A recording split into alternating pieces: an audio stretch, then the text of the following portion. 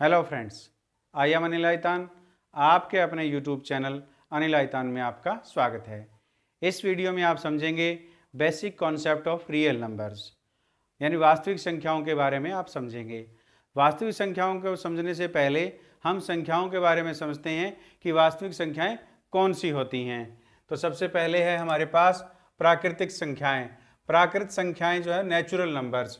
Natural number को हम n से डिनोट करते हैं और ये संख्याएं होती हैं 1, 2, 3। ये जो हमारी जो संख्याएं हैं प्राकृत संख्याएं हैं। 1, 2, 3 आगे इसे चलती जाएंगी। उसके बाद हमारे पास नंबर आता है पूर्ण संख्याओं का, यानी पूर्ण संख्याएं, होल नंबर्स। होल नंबर क्या है कि जो प्राकृत संख्याएं हैं इस समूह में यदि हम जीरो को जोड़ दें, कौन से को जोड़ दें? जीरो को जोड़ दें तो ये बन जाते हैं पूर्ण संख्याएं, यानी होल नंबर्स बन जाते हैं। अब बात है पूर्णांक क्या होते हैं, यानी पूर्णांक यानी इंटीजर कौन सी संख्याएं होती हैं। जो हमारे पास पूर्ण संख्याएं हैं कौन कौन सी हैं? 0, 1, 2, 3, ये हमारे पास पूर्ण संख्याएं हैं। तो इसमें जो प्राकृत संख्याएं हैं इनके नेगेटिव नंबर्स, तो नेगेटिव जो नंबर्स हैं -1, -2, -3, ये हमारे पास जो आ गया ये क्या कहलाते हैं? इंटीजर यानी पूर्णांक कहलाते हैं। इसके अंदर पूर्णांक में पूर्ण संख्याएं भी होती हैं और पूर्ण संख्या में प्राकृत संख्याएं होती हैं।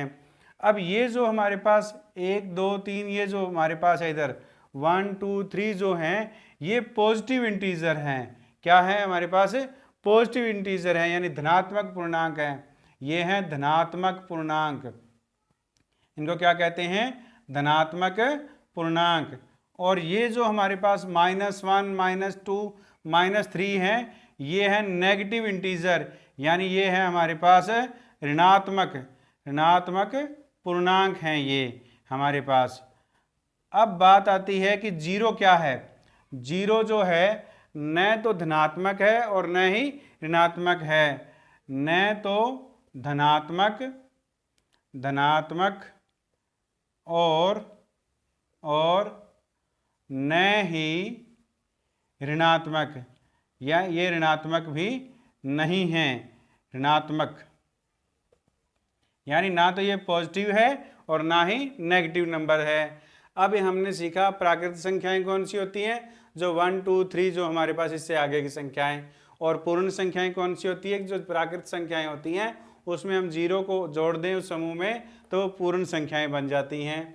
और पूर्णांक यानी इंटीजर जो होते हैं वो z से डिनोट किए जाते हैं, और उसके अंदर सब पूर्ण संख्याएं और प्लस में उसमें कौन सी आ जाती हैं? जो प्राकृत संख्याओं की नेगेटिव नंबर्स, यानी जो प्राकृत संख्याएं हैं 1, 2, 3 है इनकी नेगेटिव नंबर जो होती हैं, तो ये हमारे पास क्या ऋणात्मक है। और ये जो है 1, 2, 3 ये पॉजिटिव है, पॉजिटिव इंटीजर है, धनात्मक पूर्णांक है। और ये -1, -2, -3 हमारे पास नेगेटिव इंटीजर है, यानी ऋणात्मक पूर्णांक है। जीरो न तो पॉजिटिव है और न ही नेगेटिव है, न तो धनात्मक है और न ही ऋणात्मक है। आइए अब हम समझते हैं कि प्रीमेय संख्याएं कौन सी होती हैं। प्रीमेय संख्या यानी रेशनल नंबर कौन से होते हैं? ऐसी संख्याएं जिनको हम p/q के रूप में लिख सकें और q जहां पर ≠ 0 हो। जैसे कि हम फॉर एग्जांपल लेते हैं 3/4, 5/7, ये हमारे पास क्या है? जैसे 2/2 हम 3 ले सकते हैं। ये क्या है? ये हमारे पास प्रीमेय संख्याएं हैं। अब बात करते हैं अप्रीमेय संख्याएं की। जो संख्याएं p/q के रूप में न लिखी जा सके, जो संख्याएं अप्रीमेय संख्याएं वो होती हैं जो p/q के रूप में न लिखी जा सकें। जो जैसे कि फॉर एग्जांपल √2, √3, पाई एक्सेट्रा, ये जो हमारे पास है √2, √3, पाई जो है ये सारी की सारी अप्रीमेय संख्याएं हैं, यानी इरेशनल नंबर है। पाई एक नंबर में ये क्वेश्चन पूछा जा सकता है कभी कभी एग्जाम में कि पाई कौन सी संख्या है, तो पाई क्या है?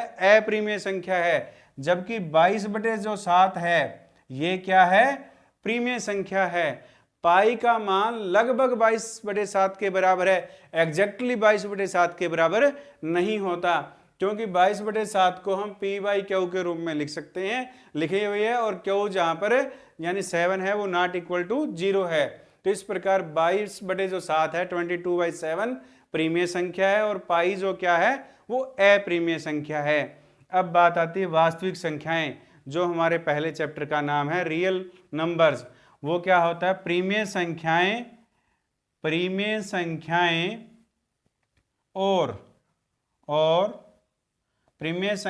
और अपरिमेय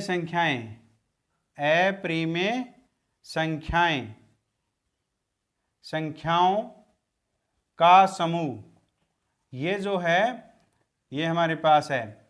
यानी वास्तविक संख्याएं वो होती हैं जो परिमेय संख्या हो और अपरिमेय संख्या हो, तो वो वास्तविक संख्याएं कहलाती है। यही हमारा पहला जो चैप्टर है वास्तविक संख्याएं। आगे हम इसके बारे में विस्तार से पढ़ते हैं। अब हम समझते हैं यूक्लिड विभाजन प्रमेयिका क्या है। तो सबसे पहले हम समझेंगे कि प्रमेयिका क्या है। प्रमेयिका का अर्थ है, इंग्लिश में इसे कहते हैं लेमा। क्या कहते हैं प्रमेयिका को? लेमा कहते हैं। तो इसका क्या है? एक सिद्ध किया हुआ कथन होता है। प्रमेयिका क्या होती है? एक सिद्ध किया हुआ कथन होता है और इसे एक अन्य कथन को सिद्ध करने में प्रयोग करते हैं। एक सिद्ध किया हुआ कथन होता है और इसे एक अन्य कथन को सिद्ध करने में प्रयोग करते हैं। ये क्या कहलाती है? प्रमेयिका कहलाती है। आइए अब हम कुछ उदाहरण की सहायता से यूक्लिड विभाजन प्रमेयिका को समझते हैं। जैसे हमारे पास हमने दो संख्याएं ली 10 और 3, ये हमारे पास पॉजिटिव इंटीजर हैं, धनात्मक पूर्णांक हैं। अब हम क्या करते हैं कि 10 को 3 से भाग देते हैं।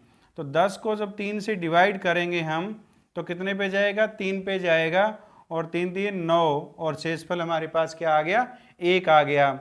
अब हम 10 और 3 जो हैं, अब इसमें 10 को हम क्या लिख सकते हैं? 10 को हम लिख सकते हैं 3 गुना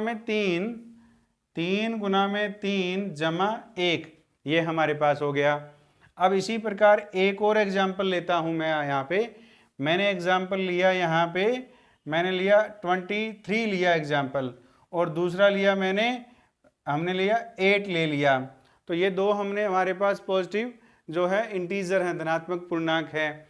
अब 23 जो है वो 8 से बड़ा है, तो 8 से हम 23 को डिवाइड करेंगे यानी विभाजित करेंगे, तो ये हमारे पास किस पे जाएगा? ये जाएगा 2 पे जाएगा, और ये हमारे पास कितना आ गया? 7 आ गया। तो इस प्रकार हम 23 को हम क्या लिख सकते हैं? 23 को लिख सकते हैं 8 × 2 + 7। अब हमारे पास ये जो शेषफल आता है, शेषफल हमेशा ही जो भाजक होता है उससे छोटा होता है या 0 के बराबर होता है। अब हम ये जो रिजल्ट आया है, अब हम इसको जनरलाइज करते हैं।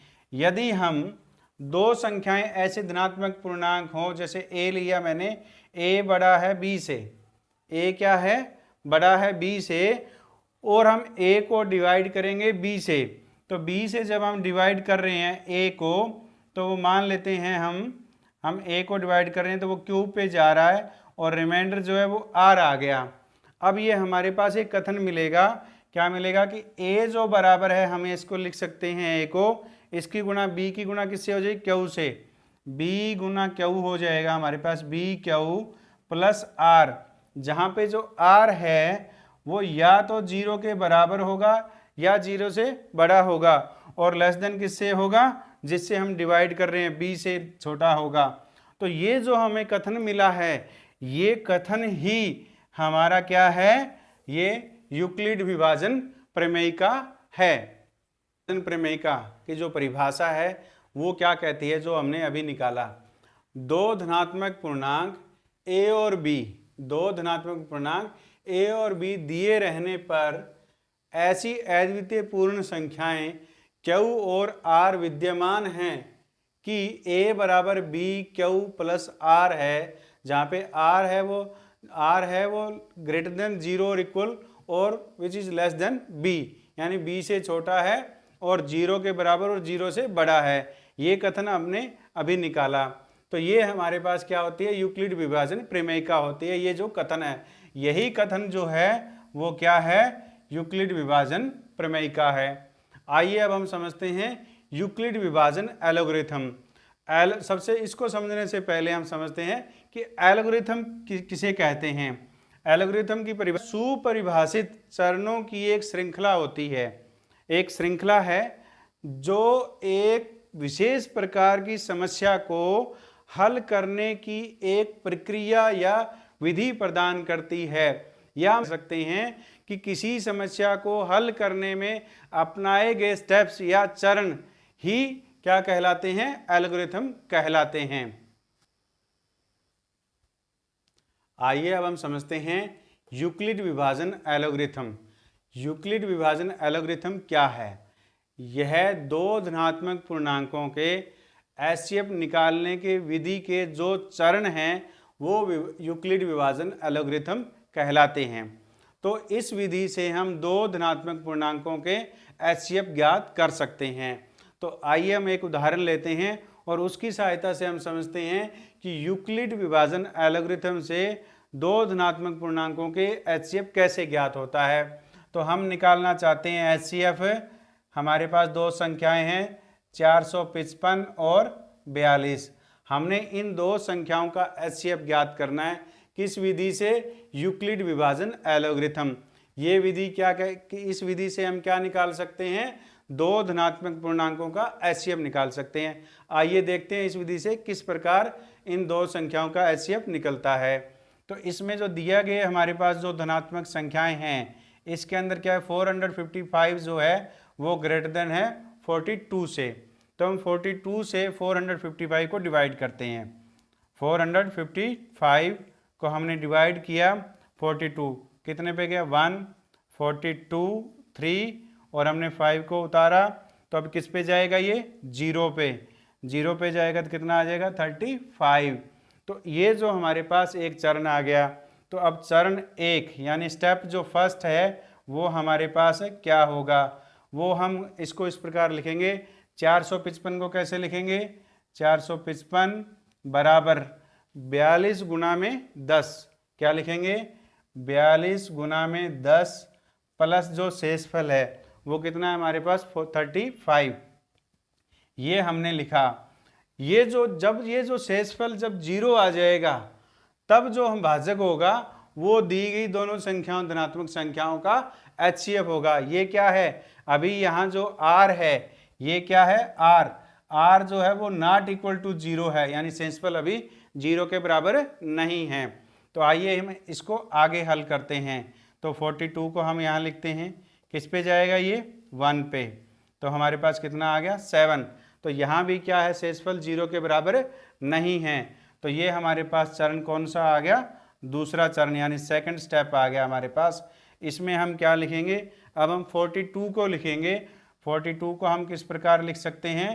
35 इंटू 1, 35 इंटू 1 प्लस 7।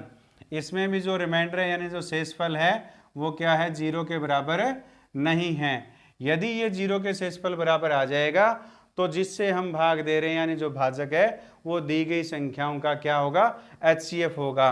तो आगे हम 35 को यहाँ पे लिखेंगे और 35 को किससे डिवाइड करेंगे? हम 7 से। ये किस पे जाएगा? 5 पे। तो 35, 7 5 या 35 और ये कितना आ गया शेषफल इसका? 0 आ गया। ये शेषफल कितना आ गया इसका? 0 आ गया है हमारे पास। ये चरण कितना है? 3 है, चरण 3। अब हमारे पास ये थर्ड स्टेप आ गया और अब हम इसको 35 को कैसे लिख सकते हैं? 35 is equal to 7 into 5 plus हमारे पास कितना आ गया? 0। यानी हमारे पास जो शेषफल है वो कितना आ गया? यहाँ पे शेषफल कितना आ गया? 0। जब शेषफल 0 आ जाए तो जो भाजक है वही इन दो संख्याओं का क्या होगा? एचसीएफ होगा। तो इस प्रकार एचसीएफ हमारे पास है किसका? 455 और 42 का जो एचसीएफ है वो कितना आया? 7 आया। ये जो एचसीएफ निकालने के जो स्टेप्स हैं, जो चरण हैं, यही यूक्लिड विभाजन एल्गोरिथम कहलाते हैं। उम्मीद है यह वीडियो, इस वीडियो में आपने यूक्लिड विभाजन प्रमेयिका, यूक्लिड विभाजन एल्गोरिथम और वास्तविक संख्याओं के बेसिक कॉन्सेप्ट के बारे में समझा। उम्मीद है यह वीडियो आपको पसंद आया है। यदि यह आपको वीडियो पसंद आया तो इसको लाइक कीजिए, अपने दोस्तों के साथ शेयर कीजिए और आपके अपने यूट्यूब चैनल अनिल आइतान को सब्सक्राइब कीजिए।